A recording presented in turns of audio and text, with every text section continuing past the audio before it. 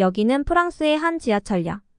예쁘게 차려입은 여대생 옆에 갑자기 낯선 동양인 남성이 앉습니다. 뭔가 불안해 보이고 안절부절하는 이 동양인 남성이 말을 걸자 여대생의 표정이 점점 사색이 되기 시작하는데요. 하지만 잠시 후 이 동양인 남성은 갑자기 당황스러운 표정으로 지하철에서 도망치듯이 내리고 맙니다. 대체 이 지하철 안에서 무슨 일이 벌어진 건지 한번 알아보러 가실까요? 안녕하세요. 제 이름은 엘렌이에요. 저는 프랑스의 한 대학에서 환경과학을 전공하고 있는 학생이랍니다. 오늘은 제 인생에서 잊을 수 없는 날에 대해 이야기해보려고 해요. 그날은 특별한 세미나가 있는 날이었어요. 오랜만에 교수님 앞에서 발표를 해야 해서 아침부터 마음이 조금 설레기도 하고 긴장되기도 했죠. 발표 준비도 꼼꼼히 하고 예쁜 옷으로 갈아입었어요. 발표 장소는 제가 사는 곳에서 꽤 멀어서 지하철을 타고 가야 했어요. 사실 평소에는 자주 이용하지 않는 지하철이라 약간 긴장되기도 했지만 어쩔 수 없었죠. 저는 지하철에 탑승해 자리에 앉아 창밖을 바라보며 발표 내용을 다시 한번 정리하고 있었어요. 그런데 옆자리에 앉은 동양인 남자 한 명이 저를 쳐다보는 느낌이 들더라고요. 순간 눈이 마주쳤는데 그가 점점 다가오는 거 아니겠어요. 그 남자는 자기는 한국에서 왔다면서 저에게 한국 문화를 알려주고 싶다고 했어요. 하지만 저는 사실 그 남성의 모습이 좀 불쾌했어요. 차림새도 지저분했고 머리에서 나는 냄새도 좀 고약했거든요. 그래서 저는 고개를 돌리고 그를 애써 모른 척했죠. 그런데도 그 남자는 계속해서 저한테 말을 걸었어요. 한국 음식 좋아하세요? 김치나 불고기 같은 거 먹어본 적 있나요? 라며 질문을 던졌죠.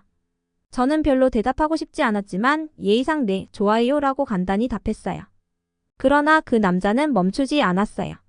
한국에 가본 적은 없으시죠?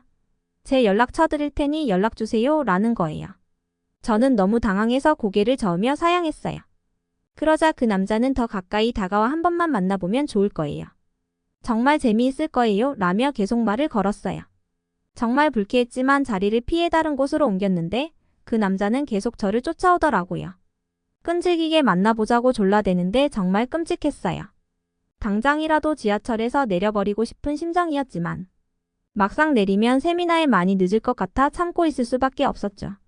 그 남자는 끝까지 제 옆으로 쫓아왔고 제 팔을 슬쩍 건드리려고 손을 뻗는 순간 맞은편에 서 있던 키 크고 잘생긴 다른 동양인 남자가 제 쪽으로 와서 그 남자에게 말을 걸었어요. 자기도 한국인이라며 영어로 한국 어느 지역 출신인가요? 라고 묻더라고요.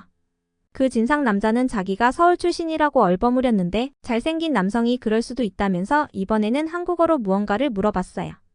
저는 한국어를 하나도 몰라서 그들이 무슨 말을 주고받는지 알아들을 수가 없었죠. 그런데 그 진상 남자가 어물쩍거리다 결국 대답을 하지 못하는 거예요. 자기 입으로 본인이 한국인이라면서 정작 한국어는 못하는 것 같았어요. 두 남성은 무슨 얘기를 하고 있는지는 잘 몰랐지만 그 진상 남자가 한국인이 아니라는 건 확실해 보였죠. 그러다 갑자기 그 진상 남자가 혼자 뭐라고 중얼거리더니 다음 역에서 허둥지둥 내려 도망가 버리는 게 아니겠어요. 얼핏 듣기로는 중국어가 섞인 말이 들렸는데 그걸 듣고 얼마나 어이가 없었는지 몰라요. 한국인을 사칭하는 중국인들이 많다던데 그중 하나가 아니었을까 싶었죠.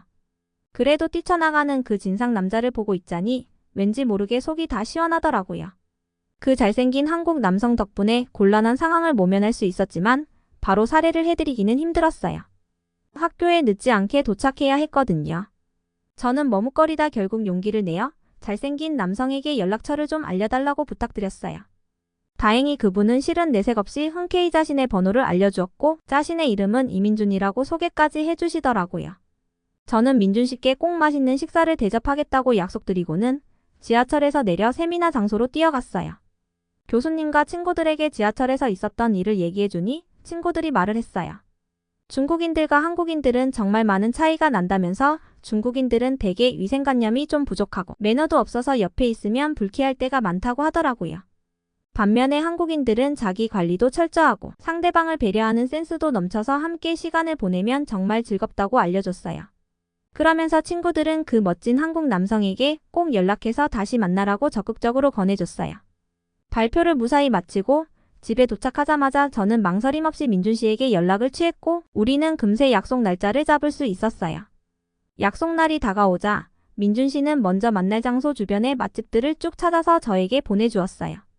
어디가 마음에 드는지 골라보라는 민준 씨 말에 저는 이전에 친구들의 말이 생각이 나더라고요. 한국인들은 센스 있고 매너가 좋다 했던 친구들의 말에 저는 바로 공감할 수 있었어요. 그렇게 약속 당일이 되자 괜히 마음이 떨리더라고요. 민준 씨를 만나 제가 골랐던 가게로 향했어요. 민준 씨는 가게 문을 열어주고 메뉴를 고를 때도 제가 잘 볼 수 있도록 메뉴판을 살짝 돌려 건네주는 세심한 모습을 보였죠. 맛있는 음식을 먹으면서 민준 씨와 대화를 나누는데 처음 보는 사람이 맞는지 믿기지 않을 정도로 대화가 너무 잘 통하더라고요. 마치 오래전부터 알고 지낸 사이처럼 편안하고 즐거웠답니다. 그렇게 만난 첫날, 저는 민준 씨와 밤늦게까지 함께 시간을 보내며 많은 얘기를 나눴어요. 그 이후로도 우리는 끊임없이 연락을 주고받으며 서로에 대한 마음을 키워나갔답니다. 어느 날 민준 씨는 저에게 좋아한다고 고백을 하더라고요. 저도 고민할 필요 없이 흔쾌히 민준 씨의 고백을 받아줬죠. 그때부터 저희는 지금까지 1년 넘게 연애를 하고 있답니다. 민준 씨와 제가 1년 넘게 사귀다 보니 슬슬 서로 결혼 얘기가 조금씩 나오게 되었어요. 저희 부모님께서는 민준 씨를 너무 좋아하셨지만 아직 저는 민준 씨 부모님께 인사조차 드린 적이 없었거든요. 아무래도 민준 씨 부모님께서는 한국에서 지내셔서 제가 쉽게 뵈러 갈 수가 없었어요. 그래서 이번 방학을 이용해서 민준 씨 부모님을 뵈러 한국에 가야겠다는 생각이 들더라고요. 민준 씨와 저는 들뜬 마음으로 한국행 비행기표를 예매하고 한국에서 꼭 해보고 싶은 일들을 하나하나 적어보았어요. 그러던 중 민준 씨가 저에게 한국 음식 중에서 가장 먹어보고 싶은 게 뭐냐고 물어보더라고요. 저는 수줍게 떡볶이가 먹고 싶다고 했어요. 사실 요즘 프랑스에서는 한국의 떡볶이가 인기가 많거든요. 저도 사서 먹어보려고 했지만 마트에 자주 품절이라 단 한 번도 먹어볼 수 없었어요. 민준 씨는 제 답변을 듣더니 환하게 웃으면서 한국에 가면 맛있는 떡볶이를 사주겠다고 약속해 주더라고요. 어느덧 한국행 날짜가 되어 우리는 함께 비행기에 올랐어요. 민준 씨는 호텔 대신 에어비앤비로 한국의 가정집 숙소를 예약했다고 하더라고요. 제가 먹고 싶어하는 떡볶이를 만들어주고 맛있는 한식도 요리해주고 싶어서 요리를 할 수 있는 숙소로 잡았다고 말했죠. 민준 씨는 숙소에 가는 길에 잊지 않고 떡볶이 재료를 사가더라고요. 제가 예전에 먹고 싶다고 한 걸 아직까지 기억해주는 게 얼마나 고마웠는지 몰라요. 민준 씨는 숙소에 도착하자마자 마트에서 사온 떡볶이 재료를 정성스레 준비하기 시작했죠. 조리를 하는 내내 주방에서는 매콤한 냄새가 진동했답니다. 상상만 해도 군침이 돌더라고요. 그렇게 정성껏 만든 떡볶이를 한 입 먹자마자 저는 충격을 받을 수밖에 없었어요. 입안 가득 퍼지는 매운맛과 쫄깃한 떡의 조화가 정말 환상적이었거든요. 너무 맛있어서 거의 기절할 뻔했다니까요. 왜 그렇게 떡볶이가 인기가 많은지 바로 이해가 되었죠. 떡볶이를 다 먹어갈 쯤 민준 씨의 휴대폰 벨소리가 크게 울렸어요. 민준 씨는 제게 전화를 받아도 되냐고 물어본 후 전화를 받더라고요. 전화를 받은 민준 씨가 잠시 당황한 후 저에게 어떤 내용의 전화인지 알려주었어요. 한국에 오래간만에 입국해서 친구 집을 방문하기로 했는데 친구가 급한 일이 생겨서 잠시 집을 비우는 동안 친구의 아이를 잠시만 돌봐달라는 부탁의 전화였어요. 민준 씨는 굉장히 미안해하는 표정을 지으면서 제게 부탁을 했지만 저는 오히려 한국의 가정집이 어떻게 생겼는지 궁금했고 평소 민준 씨가 무척 아끼는 친구의 아이도 볼 수 있어서 괜히 기대가 되더라고요. 고민할 필요도 없이 민준 씨한테 흔쾌히 같이 가자고 했어요. 다음날 설레는 마음을 안고 친구의 집으로 향했어요. 집에 들어서는 순간 민준 씨는 친구의 아이를 번쩍 안으며 반갑게 인사를 했고 저도 귀여운 아이의 모습에 절로 미소가 지어졌답니다. 얼마나 귀여운지 깨물어주고 싶을 정도였어요. 아이도 민준 씨를 보자마자 환하게 웃으면서 달려오더라고요. 그러자 민준 씨는 웃으면서 다시 장난감을 가지고 놀라는 제스처를 취하더라고요. 저는 그런 민준 씨의 모습을 보면서 문득 민준 씨는 좋은 아빠가 될 거라는 생각이 들었어요. 좋은 아빠가 된 민준 씨를 상상하니 입꼬리가 슬며시 올라갔답니다. 그렇게 아이와 함께 시간을 보내다가 점심시간이 되자 민준 씨가 저를 불러서 같이 음식을 준비하자고 했어요. 평소 프랑스 음식만 먹어왔던 저는 한국의 가정식이 너무 궁금했어요. 함께 요리를 해보자는 민준 씨의 제안에 한껏 들뜬 마음으로 부엌으로 향했죠. 설레는 마음을 안고 요리대 앞에 섰어요. 싱크대 위에 가지런히 놓인 다양한 재료들을 구경하던 제 시선은 어느새 두 가지 재료에 꽂혔어요. 탱글탱글한 당면과 신선한 야채들이었어요. 호기심 가득한 눈으로 먼저 당면을 집어들었어요. 민준 씨는 당면을 물에 불려서 잡채를 만들 거라고 설명해줬어요. 저도 한번 따라 해보려고 했지만 손놀림이 서툴렀죠. 그런 저를 보며 민준 씨는 웃으면서 차근차근 알려줬어요. 덕분에 저도 잡채를 만드는 법을 배울 수 있었답니다. 다음은 신선한 야채 차례였어요. 민준 씨는 야채들을 깔끔하게 손질한 후 김밥을 만들 거라고 했어요. 사실 김밥은 프랑스에서도 인기 있는 음식이라 한 번쯤 먹어본 적이 있었지만 직접 만들어 보는 건 처음이었죠. 민준 씨는 차근차근 김밥 만드는 법을 가르쳐줬고 저는 서툴지만 열심히 따라했어요. 그렇게 만든 김밥을 한 입 먹어보니 정말 맛있었어요.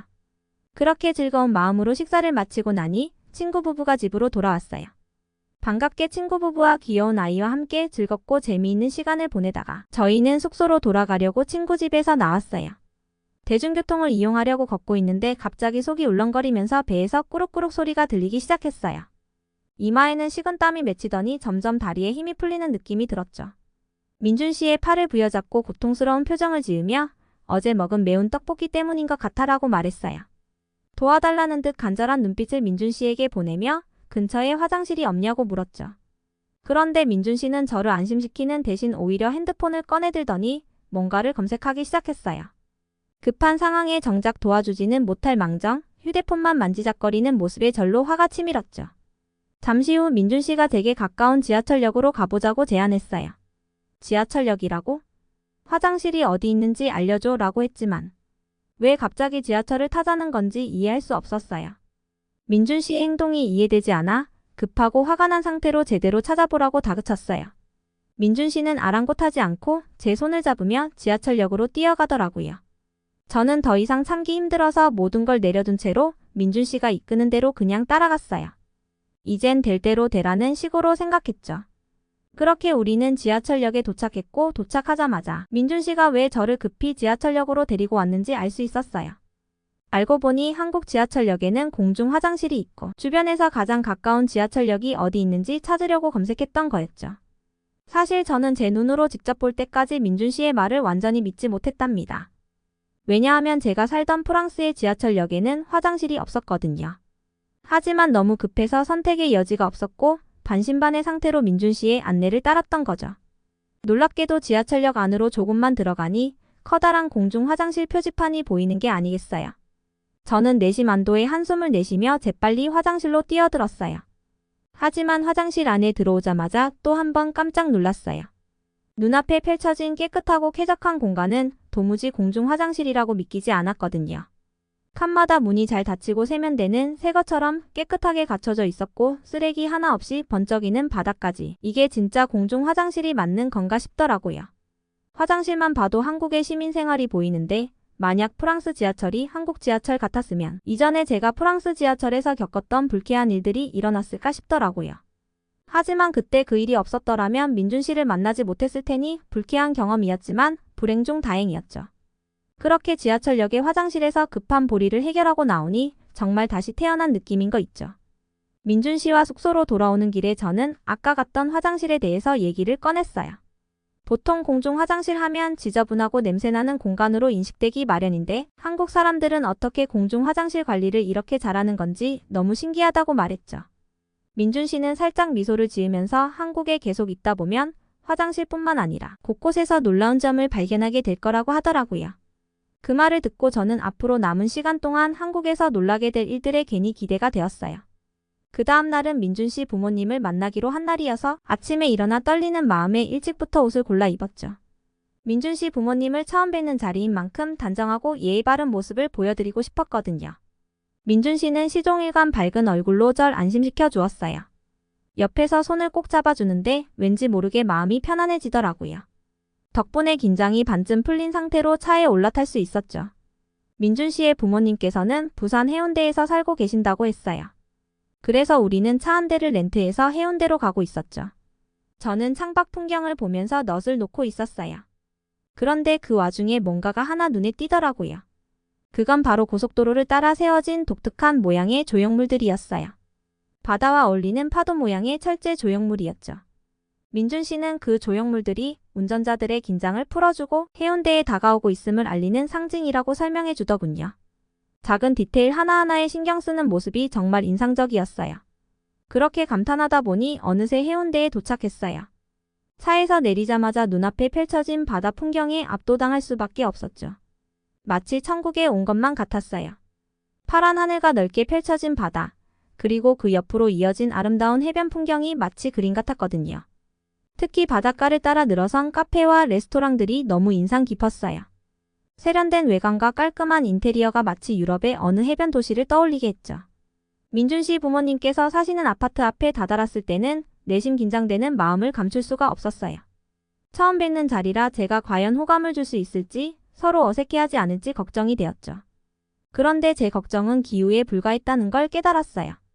민준 씨의 어머니께서 환한 미소를 지으시며 저를 맞이해 주셨어요.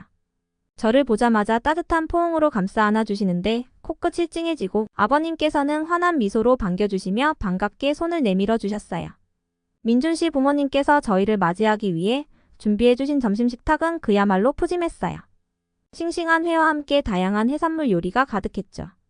특히 바닷가에서 직접 사오신 해산물이라 그런지 신선함이 남달랐어요.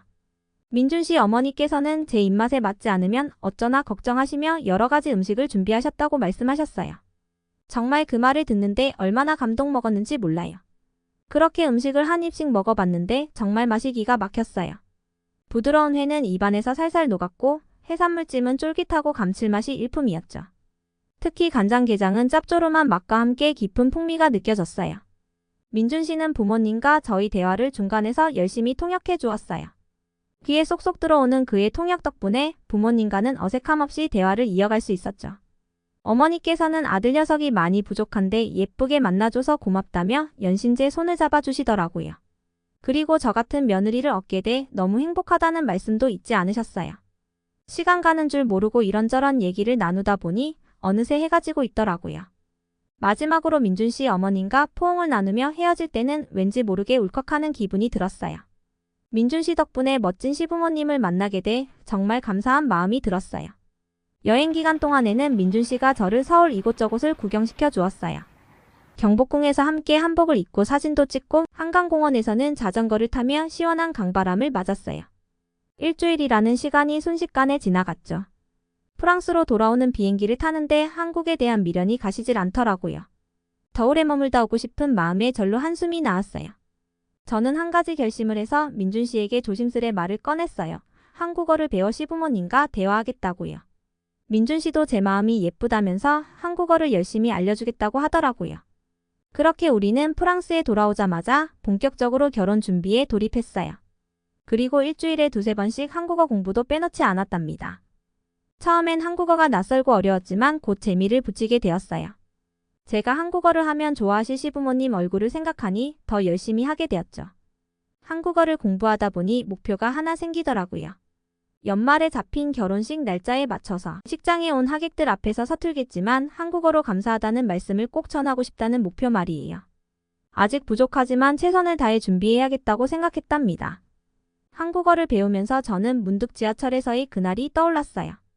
처음 만난 민준 씨가 제 앞에 나타나 그 진상 남자를 물리쳤던 바로 그 순간 말이에요. 궁금했던 게 있어서 저는 민준 씨에게 슬쩍 물어봤죠. 당시에 지하철 안에서 그 남자에게 한국어로 뭐라고 물어봤나요? 라고요. 민준 씨는 제 질문을 듣고 웃으면서 우리나라에 한글을 만드신 분이 누구신지 아느냐고 물었더니 그 남자가 우물쭈물 대답을 하지 못했다고 하더라고요. 민준 씨 말로는 한글을 만든 건 세종대왕이시라는 걸 한국인이면 누구나 아는 사실이라며 웃었어요. 정말 한국 사람들은 모두 그 사실을 알고 있냐고 물었더니 민준 씨는 자랑스럽게 그럼요. 한국 사람이라면 누구나 다 알죠. 라고 대답했어요.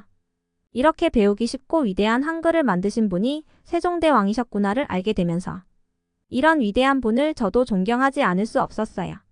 한글을 만들어주신 세종대왕님께 감사한 마음을 가지고 저는 지금도 한글을 정말 열심히 공부하고 있답니다. 오늘의 사연은 여기까지입니다.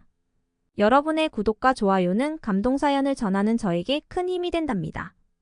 구독과 좋아요를 눌러주세요. 긴 영상 시청해주셔서 감사드리고 오늘도 행복한 하루 보내세요.